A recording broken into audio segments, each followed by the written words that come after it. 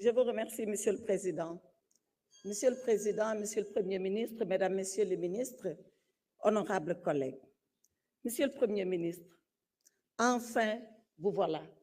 après 9 mois. Enfin, vous voilà, et quand la 14e législature a voulu vous avoir,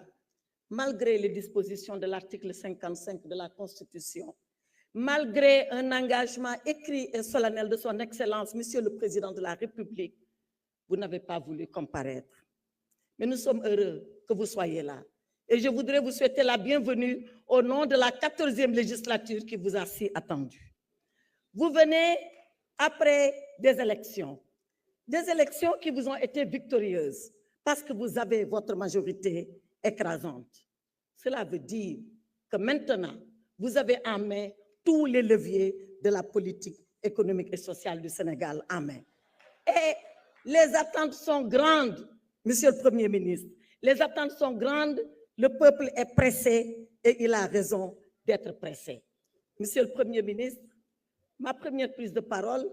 était pour vous souhaiter la bienvenue et regretter votre absence. À ma seconde prise de parole, nous irons dans le fond du débat. Mais je voudrais vous dire que le discours de politique générale que nous avons entendu ici est une déclamation de votre projet. Ce projet, nous le connaissons. Le projet Sénégal 2050, nous le connaissons. L'agenda national de développement qui est ici, nous l'avons lu et nous l'avons attentivement lu. Il contient beaucoup de promesses, mais il contient beaucoup de lacunes. On en a évoqué quelques-unes, on aura l'occasion d'aller dans le fond de ces lacunes. Deux choses guettent votre projet et c'est des dangers. Le premier danger qui guette le projet, c'est la simplification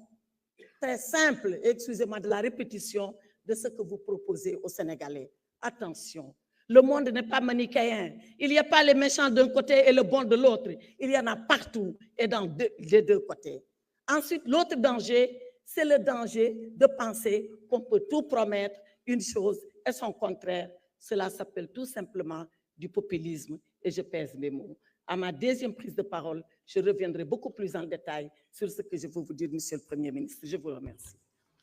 Merci beaucoup, honorable député Aïssata Tall. Honorable député Mohamed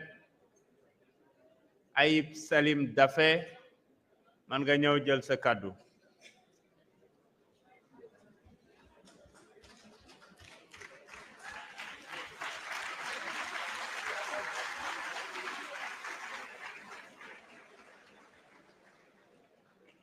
Dernier orateur pour le premier tour. Merci, Monsieur le Président, Monsieur le Premier ministre, chers collègues honorables députés, Messieurs les membres du gouvernement, je m'excuse de la gorge enrouée parce que bu ñuy préparer déclaration de politique générale bi yaakaar naa ni ñun groupe yëpp am jafe-jafe parce que bu ñu laajee suñu groupe ñan ñoo bëgg a jël parole 130 députés yëpp dañu ne dañu bëgg a jël parole ci 130 yooyu ma war ci tànn 34 donc coono booboo ma jàpp léegi nii te xam naa ni jàpp na doon inscrit yi jàpp na waa Takku Wallu parce que gis naa léegi kenn di ñaxtu 2 minutes am di wax rek wute nag déclaration politique générale bu fi jàlloon at yi passé ak suñu benn collègue nga xam ne gëj naa ko gis depuis ñu installé assemblée nationale bi moom moo fi ñëwoon boobu dañ doon wër nit ñi pour ne leen kaay leen wax donc wute na complètement monsieur le premier ministre maa ngi lay féliciter pour cette déclaration de politique générale vraiment yaakaar naa ni c'est une brillante déclaration parce que lu ñu bëggoon wax yëpp ak question ñu bëggoon tontu laaj yëpp pratiquement tontu nga ci parce que vous avez été exhaustif et c'est un discours de vérité, un discours de rupture et surtout un discours de la méthode de transformation systémique du Sénégal. Parce que daf nga état des lieux en matière de finances publiques. Gis naa ñu bëri di la ko reprocher, certains par ignorance, d'autres ñoo xam ne ñoom dañoo yàgg ci opacité dañoo yàgg ci loo xam ne nax population yi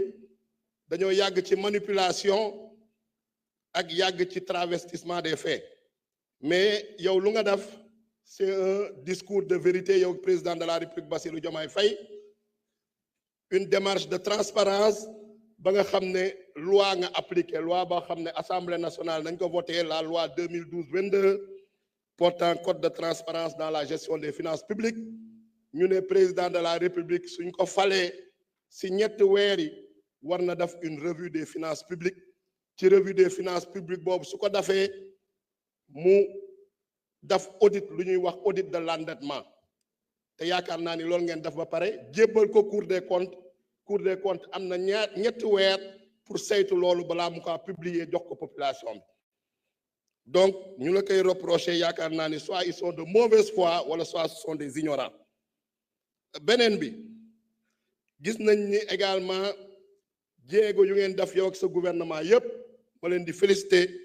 pour sauver le Sénégal d'une catastrophe parce que situation bu ngeen fekk Sénégal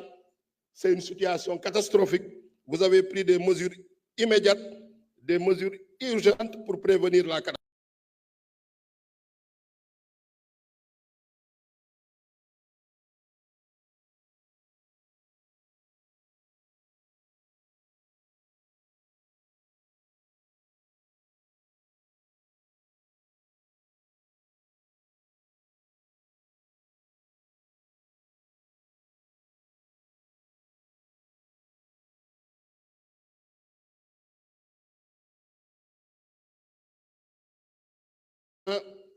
jéego yu ngeen def yow ak sa gouvernement yépp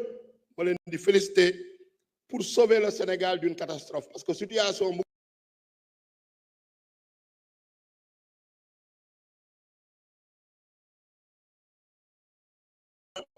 dam si logique ba nga xam ne c'est une logique boo xam ne ñëpp lay boole lu ñëpp bokk ñëpp jot si démocratique à une administration boo xam ne c'est une administration moderne et performante donc rupture yooyu yëpp bëgg ci agenda national de transformation Sénégal 2050 à travers les 4 axes stratégiques l'économie compétitive, l'équité sociale et le capital humain, l'aménagement et le développement durable, la bonne gouvernance et l'engagement africain. Donc leneen li mooy réconcilier ngeen la planification économique et la planification spatiale à travers les 8 pôles territoriaux, les 8 pôles économiques. Toutefois, on est confronté, comme vous le savez, nu nga ko xamee à des défis yi mooy appropriation yi parce que bu population bi yaakaar ni président Bassirou Diomaye Faye premier ministre Ousmane Sonko ak gouvernement am rek ñoo moom projet bi ñoo moom agenda national de transformation bi il faut qu'il y ait une appropriation il faut qu'il y ait une vulgarisation il faut qu'il y ait une participation pour que projet bi mën a réussir beneen bi également c'est le défi de la coordination intersectorielle loolu ce rôle là en tant que premier ministre la synergie parce que y a beaucoup de secteur bu nekk am na yoonam mais parfois ku nekk day dem en parallèle sans ñu rencontrer wu donc synergie yooyu foog ñu liggéey ci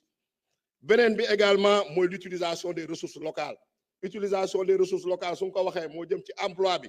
moo jëm suñu entreprise yi que ce soit des entreprises de travaux des entreprises de prestations intellectuelles il faut qu'on compte d'abord sur nos propres forces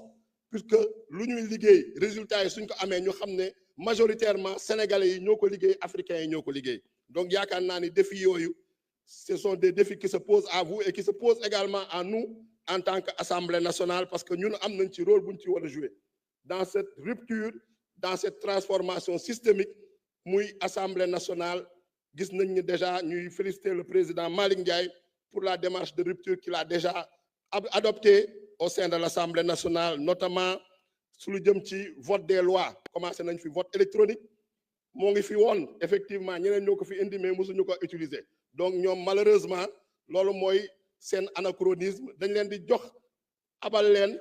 installer leen lépp mais ils savent même pas comment l'utiliser donc c'est avec le président Malick Ndiaye qu'on a commencé à faire le vote électronique beneen bi mooy le contrôle de l'action gouvernementale il faut qu'effectivement ñu renforcer les capacités de l'Assemblée nationale et des députés pour qu'il y ait un contrôle efficace et efficient et surtout évaluation aussi des politiques publiques ñu mettre ko en œuvre parce que depuis bu ñu ko joxee en 2016 ba léegi mësuñu ko mettre en œuvre te yaakaar naa ni rôle bu HCCT ak CS bu ñu supprimer bu ñu leen bëggoon jouer la te mësuñu ko jouer Assemblée nationale mun na jouer rôle boobu et enfin dialogue bi entre le gouvernement et l'Assemblée nationale à travers les questions écrites, les questions orales, les questions d'actualité, un dialogue régulier, un dialogue sincère pour que Sénégalais yi mën a xam ni vraiment développement si nañu bokk du état bi rek du président de la République rek du premier ministre rek du député yëpp Sénégalais yëpp a ko bokk pour un Sénégal souverain juste et prospère. Monsieur le premier ministre ñu ngi lay remercier di lay gërëm di la sant te am na ñu fi waxoon sànq ñoom lu ñu tàmbali rek mu échec si weer yee ci ginnaaw ñoom ñoo bëggoon fixer élection yi ñu indi ko décembre 2024 suñu sañoon élection yi du am tey am na koo xam ne ku fi jóge léegi moo fi indi woon loi d'amnistie moo doon avocat bi defaan fi loi d'amnistie te nee nga di nga ko dindi moo tax seen gémmiñ toj na moo tax lu ñu wax jàmm jërëjëf. jërëjëf honorable député ay